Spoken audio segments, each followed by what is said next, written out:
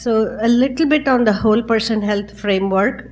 As I mentioned before, it takes into account a person's environment, physical and psychosocial aspects and health-related behaviors, the BPS approach, the biopsychosocial approach, with the premise being you empower individuals to improve their health in multiple interconnected realms, which is biological, behavioral, social, and environmental areas. So the other definition that I want to put forth is the concept of strengths or resilience, which is defined as assets, skills, abilities of individuals, families, and communities to maintain and improve their well-being in the face of short and long-term stressors. Essentially, like instead of the shift in paradigm of just like disease focused or challenge focused or like symptom oriented treatment to more of like tapping into the strength or resilience of a person to sort of help them counter or face some of the health related challenges. So that's the premise of this whole person health framework. So specifically for this research study, the primary objective was to evaluate the relationship between the thinking challenges which were identified in the MSMH study. Again, I'll talk more about the app and the various variables in that study. So aim 1 was to examine the strengths, challenges, and needs for those with and without thinking challenges. And aim 2 was to apply machine learning methodology to those with thinking challenges. So question is, do machine learning methods applied to whole person health data provide insights for those with and without mild cognitive impairment, signs and symptoms? So yeah, it might get a little convoluted, but I'll take time to kind of explain the app, the numerous variables which were collected in the study. So the methodology was, again, I'd like to emphasize this is a research study. So like, lots of the topics I've been hearing in this conference are very applied. So you have to put your researchy kind of hat there. So it's occurring outside of the clinical realm, we're using an academic framework. So I want to put that disclaimer out there too. So methodology, it was a retrospective comparison study, and it used de-identified data, which was collected through the app, which is the My Strengths, My Health app, MSMH app. And the data collection occurred over a long period of time because, Robin has been using this app to collect data for quite some time for her various research projects. So the data collection happened between August 2019 and November 2022. And the criteria were adults 45 and older with at least one self-reported thinking challenge or cognition challenge were compared to those without any thinking challenges. Here, thinking challenge is being used as a proxy for mild cognitive impairment. And then machine learning methodology was applied, and the R statistical tool was used using the MSMH data. So eventually, user personas were developed to examine how findings could be integrated in clinical care. So as I said, like multiple things are going on. First is data is being collected using the MSMH app, and then the data is kind of bifurcated into, they identify a lot of different concepts, out of which those who identify had a thinking challenge were kind of like as a proxy for mild cognitive impairment, and the data set is being bifurcated into those who have identified at least one thinking challenge versus those who have not. And then machine learning methodology is being applied to that data for prediction. And then using this thing, using these data analysis, user persona is being developed to kind of like project how this methodology could be actually have practical implications in clinical practice. So lots of different things going on. So this is the My Strengths, My Health app. Actually, Robin and her advisor, Dr. Karen Monson, actually developed the app. She developed this app as part of her PhD dissertation. So it was developed in 2017. The goal was to enable consumer self-reported strengths, challenges, and needs. And the data collection is based on, it's a standardized terminology. It uses the Omaha system, my multidisciplinary health terminology. Has anybody heard of the Omaha system before? Oh, there are a few.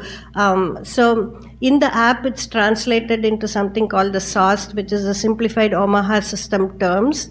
and it's been validated by the expert and the community level. It's at the 5th grade reading level, which is what we want to make it like more accessible for use.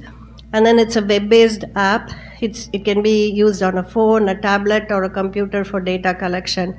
It's been translated into many world languages already. Spanish, Dutch, Mandarin, Korean, Thai, and I know like a Turkish translation is in process.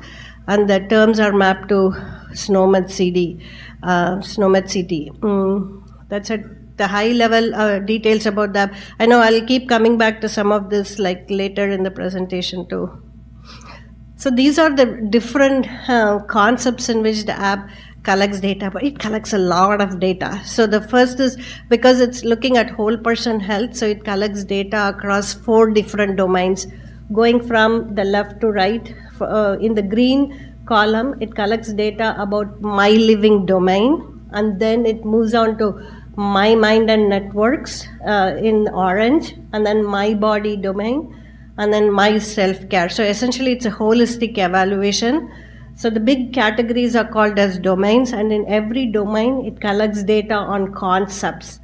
So under my living, the data is collected on 4 different concepts: income, cleaning, home, safe at work, and home. So 4 different concepts. Under my mind and networks, there are 10 different concepts under which data is being collected.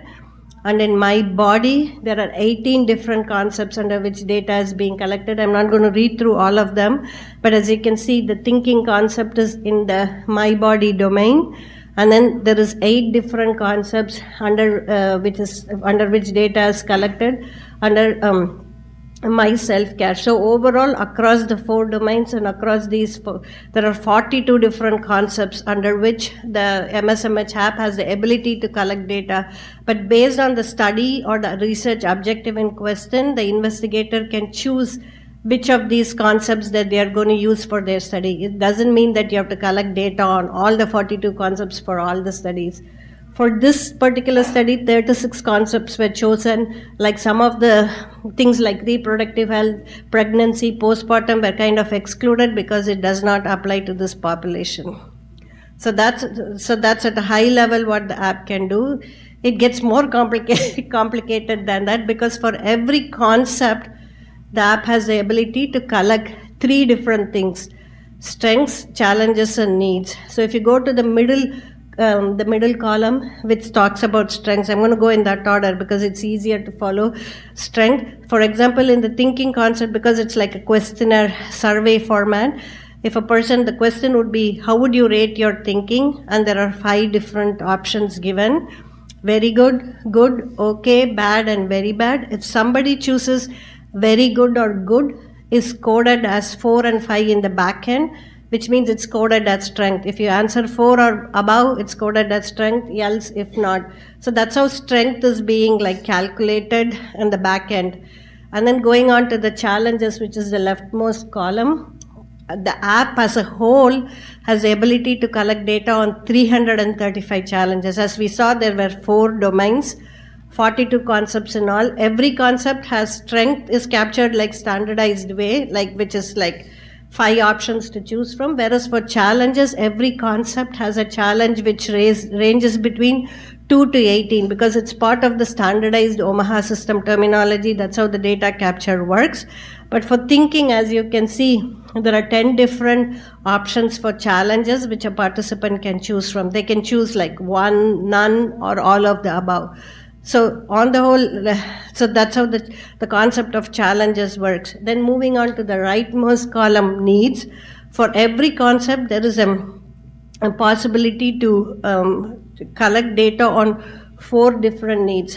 The first one is called check-in. So what kind of needs that a person need related to that concept, right? Do you need check-ins? Do you need hands-on care, or you just need information and guidance related to that, or do you need care coordination, or no needs? So because every concept has 4 needs, on the whole you can collect data on 168 needs related stuff. If you use the app in its whole sum, there is a lot of data points that you can collect data on, though it seems like overwhelming, but when a participant starts using the app and the survey, it goes pretty quick because you're just like marking as no, and it's not as like tedious as it sounds, but I wanted to take time to explain like the all possible data points that can be collected.